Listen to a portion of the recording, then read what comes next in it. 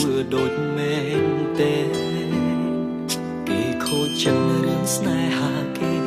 យើងទុំនេឲ្យគេខ្ចីលេងខ្ចីសំញ៉ៃប្រាប់គេឯងថាជាសង្សារពេលស្និទ្ធស្នាលខ្ញុំច្រាលបេះដូងលំភ្លេចខ្លួនដល់ព្រំដែងផុតសំដែងគេក៏លែងដៃយើងត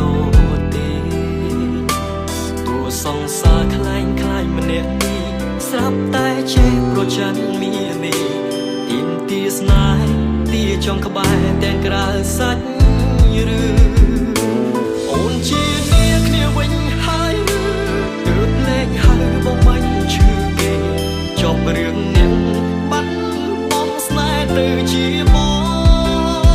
ងគេគ្រាន់ខ្ចីសំដែងលេស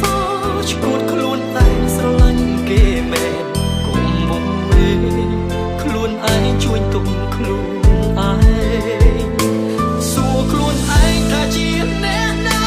ជុំស្រមៃថាគេមានចិត្តយកការពិតបាញ់ឈប់ចិត្តស្រ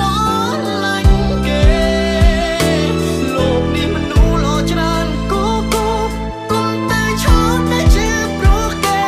ទំរឿងស្នេហ៍ដូចរឿងនេះទៀនទេចោ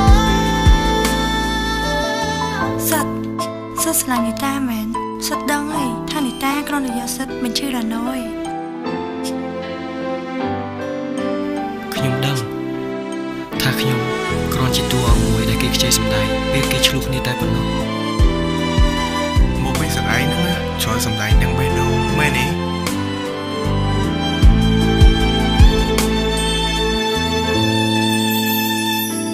ពេលស្និទ្ធស្នាលខ្ញុំច្រាលបេះដូងលំភ្លេចខ្លួនដល់ព្រំដែងផុតសំដែងគេក៏លែងដៃយើងតទេតួសង្សារខ្លែងខ្លាចម្នាក់នេះស្រាប់តែចេះប្រច័ណ្ឌមាននេះ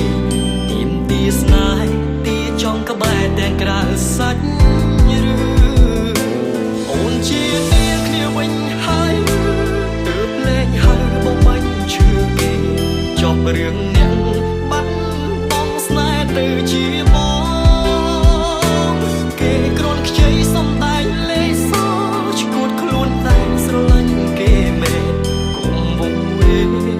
ខ្លួនឯងជួយទុំខ្លួនឯង